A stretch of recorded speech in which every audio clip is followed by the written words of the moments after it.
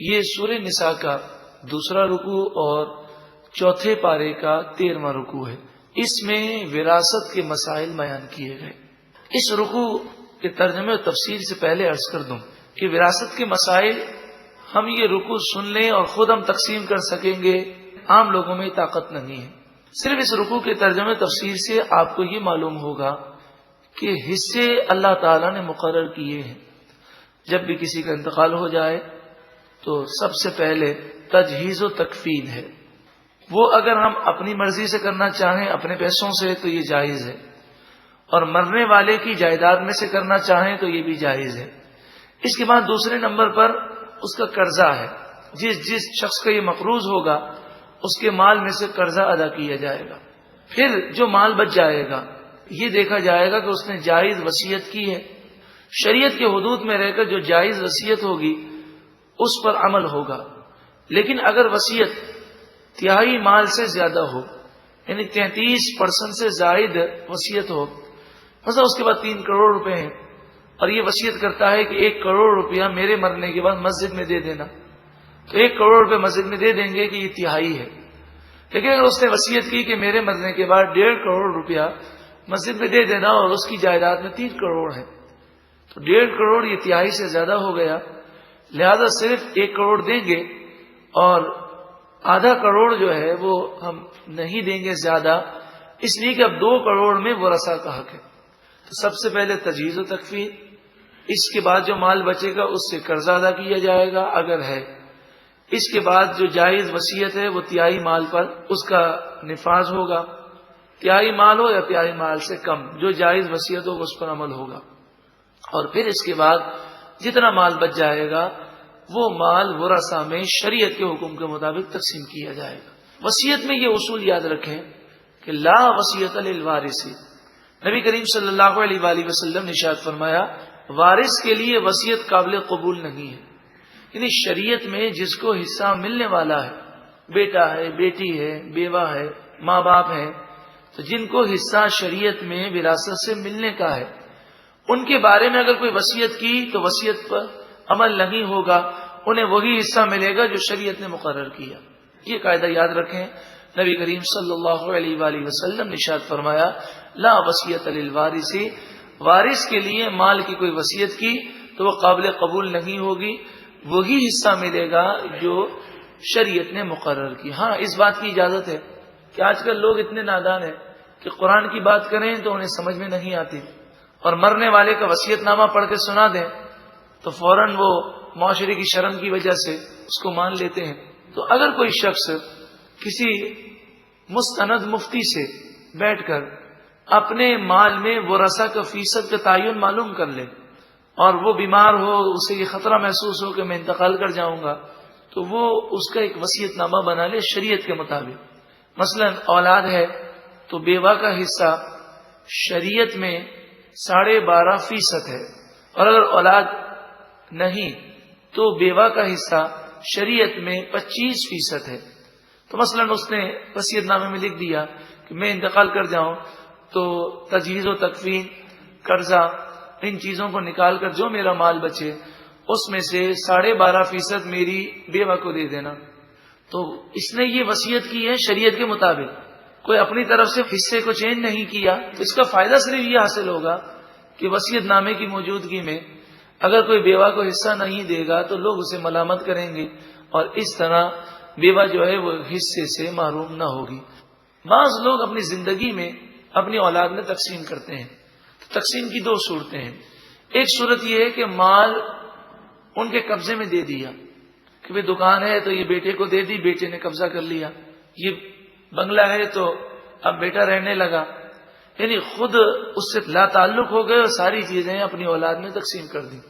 اس میں شرعی مسئلہ یہ ہے کہ زندگی میں اگر آپ تقسیم کر دیں گے اور وہ چیزیں ان کو ان کے ہاتھ میں دے دیں گے اور خود لا تعلق ہو جائیں گے، تو پھر یہ جو شریعت کا قاعدہ ہے کہ لڑکی کو 1 حصہ اور لڑکے کو 2 حصے، یہ وراثت کی تقسیم میں ہے۔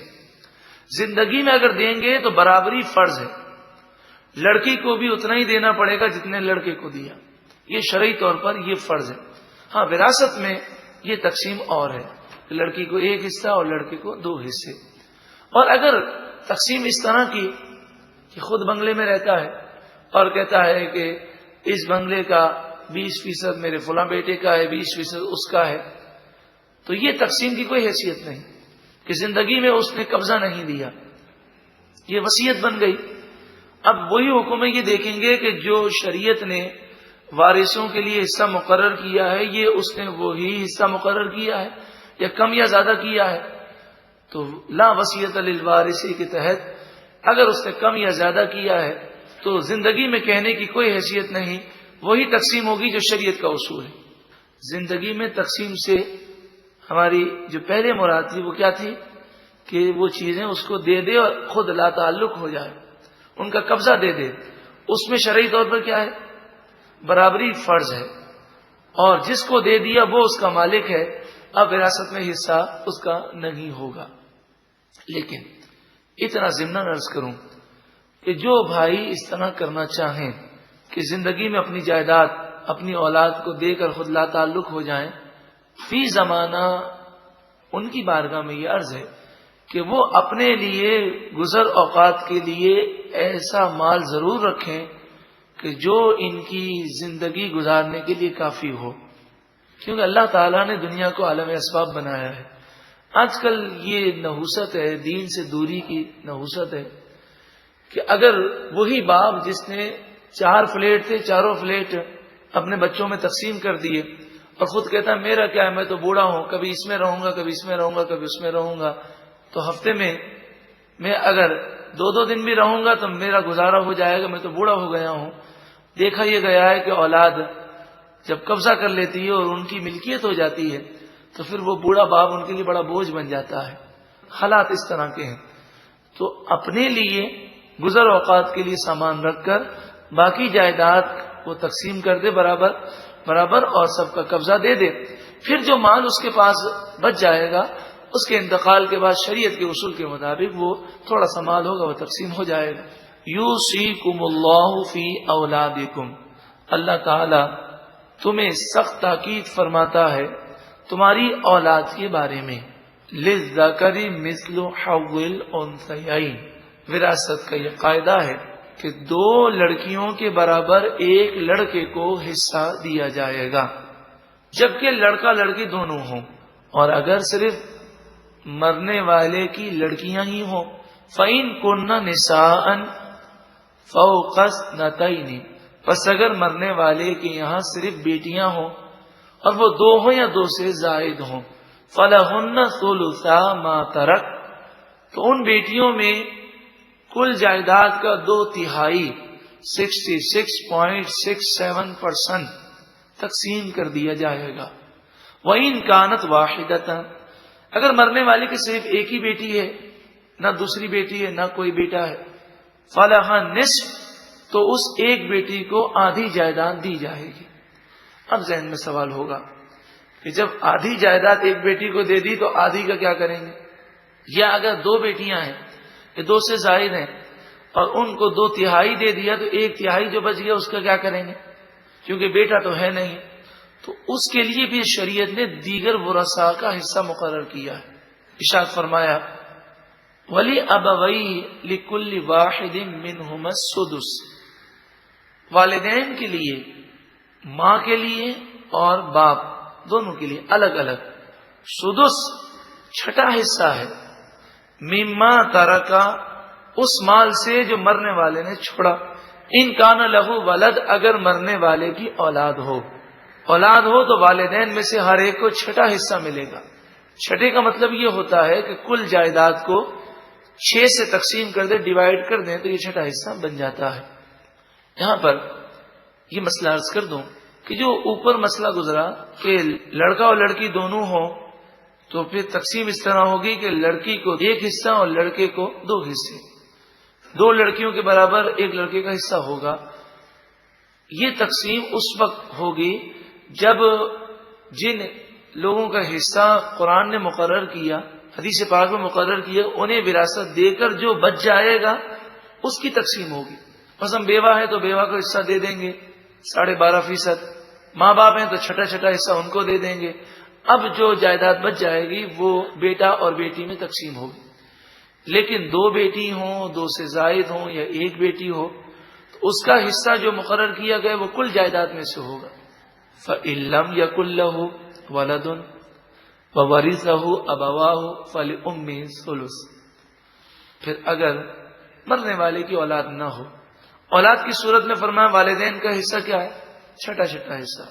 اور دوسری صورت یہ ہے کہ اولاد بھی نہیں، بھائی بہن بھی نہیں اور زوجہ بھی نہیں، تو پھر تقسیم یہ ہوگی وَوَرِثَهُ أَبَوَاهُ، اس کی کل جائیداد کے مالک والدین بنیں گے. فَلِأُمِّهِ الثُّلُثُ، تو فرمایا کہ اور کوئی وارث نہیں تو ماں کو تہائی ملے گا، یعنی 33%، اور جو بچ جائے گا وہ باپ کو مل جائے گا. فَإِن كَانَ لَهُ إِخْوَةٌ، اور اگر جس کا انتقال ہوا اس کی اولاد تو نہیں مگر بھائی بہن ہے، فَلِأُمِّهِ السُّدُسُ، تو اب ماں کو تہائی نہیں ملے گا بلکہ چھٹا حصہ. مِن بَعْدِ وَصِيَّةٍ يُوصِي بِهَا أَوْ دَيْنٍ، یہ سارا معاملات جائیداد کی تقسیم وصیت پر عمل کرنے اور قرض ادا کرنے کے بعد ہوگی. وصیت سے مراد وہ وصیت ہے جو جائز وصیت ہو. آباؤکم و ابناؤکم لا تدرون ایہم اقرب لکم نفعا، تمہارے آبا و اجداد اور تمہاری اولاد، تم نہیں جانتے کہ کون تمہیں زیادہ نفع پہنچائے گا، اس لیے کسی کو زیادہ دو کسی کو کم دو، یہ تمہیں اختیار نہیں، جو اللہ نے حصہ مقرر کیا وہی دینا ہوگا. فریضۃ من اللہ، یہ اللہ کی طرف سے مقررہ حصہ ہے. ان اللہ کان علیما حکیما، بے شک اللہ تعالی علم والا حکمت والا ہے.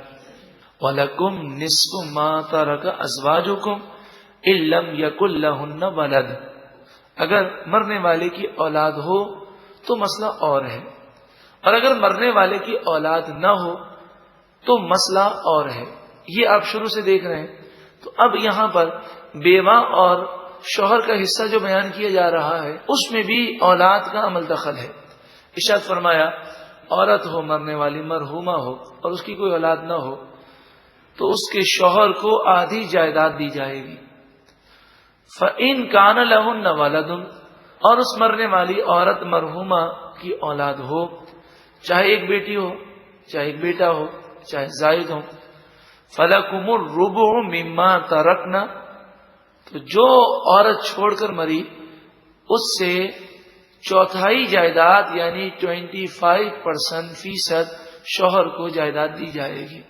من بعد وصیت، وصیت پر عمل کرنے کے بعد، یوصین بہا، جو ان عورتوں نے وصیت کی جائز وصیت اس پر بھی عمل کریں گے، او دین، اور قرضہ بھی ادا کر دیں گے. اس کے بعد پھر جو بچے گا اس میں سے 25% شوہر کو دیں گے جبکہ اولاد ہو، اور 50% دیں گے جبکہ اولاد نہ ہو. وَلَهُنَّ الرُّبُعُ مِمَّا تَرَكْتُمْ إِن لَّمْ يَكُن لَّكُمْ وَلَدٌ، اور اگر شوہر کا انتقال ہو جائے اور اس کی اولاد نہ ہو تو اس کی بیوہ کو چوتھائی جائیداد دی جائے گی. یہ کس صورت میں؟ جبکہ مرد کا انتقال ہو اس کی اولاد نہ ہو تو 25% بیوہ کو دیا جائے گا. فَإِن كَانَ لَكُمْ وَلَدٌ، پس اگر مرنے والے کی اولاد ہو، فَلَهُنَّ الثُّمُنُ مِمَّا تَرَكْتُم مِّن بَعْدِ وَصِيَّةٍ تُوصُونَ بِهَا أَوْ دَيْنٍ، تو جو تم چھوڑ کر مرو، یعنی مرنے والا جو چھوڑ کر مرے اس میں سے 8واں حصہ بیوہ کو دیا جائے گا. تو ہم صرف اس کو دوہرا لیتے ہیں. اگر عورت کا انتقال ہو اور اس کی اولاد نہ ہو تو شوہر کو کتنا ملے گا؟ آدھی جائیداد. اور اگر اولاد ہو تو 25%، چوتھائی. اور اگر مرد کا انتقال ہو اور اس کی اولاد ہو تو بیوہ کو کتنا ہے؟ 8واں حصہ. بیوہ کا کتنا ہے؟ 8واں حصہ یعنی 12.5%. اور اگر مرد کا انتقال ہو اور اولاد نہ ہو تو پھر بیوہ کو کتنا حصہ ملے گا؟ 25% یعنی چوتھائی. من بعد وصیت توصون بها او دین، جو تم نے وصیت کی اس کے بعد اور جو قرضہ ہے اس کے بعد یہ وراثت کی تقسیم ہوگی.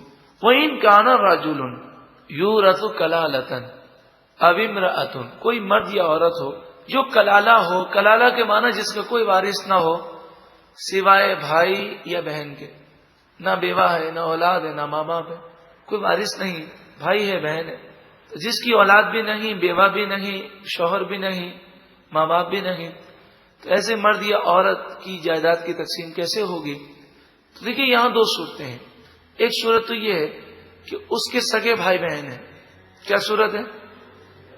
اس کے سگے بھائی بہن ہیں، تو سگے بھائی بہن میں ساری جائیداد تقسیم کر دی جائے گی.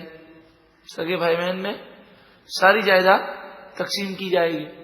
اور اگر سگے بھائی نہیں، سوتیلے بھائی ہیں، تو پھر دو صورتیں ہیں، باپ سگا ہوگا یا ماں سگی ہوگی. سوتیلے بھائی بہن ہیں تو ماں باپ میں سے کوئی ایک تو سگا ہوگا. تو اگر باپ کی طرف سے ہیں تو پھر بھائی بہنوں میں باقی بچ جانے والی جائیداد تقسیم کر دی جائے گی. اور اگر سوتیلے بھائی بہن ہیں لیکن وہ ماں کی طرف سے ہیں تو اس آیت میں ان کا حصہ بیان کیا گیا. انہیں کتنا حصہ ملے گا اس کا حصہ بیان ہوا، اور پھر جو جائیداد بچ جائے گی وہ دیگر رشتہ داروں میں تقسیم ہوگی. اور ان رشتہ داروں کی بڑی طویل فہرست ہے، اس میں چچا بھی آتا ہے، چچا کے بیٹے بھی آتے ہیں، پھوپھی بھی آتی ہے، پھوپھی کی اولاد بھی آتی ہے. تو یہ وراثت میں وہاں تک جائیں گے. اور یہ پوری ایک تقسیم کا نظام ہے جس پر ایک مستند کتاب ہے وراثت کے مسائل پر، سراجی کے نام سے ہے، جس میں ہر ایک کا حصہ قرآن و حدیث کی روشنی میں الگ الگ کر کے بتایا گیا ہے.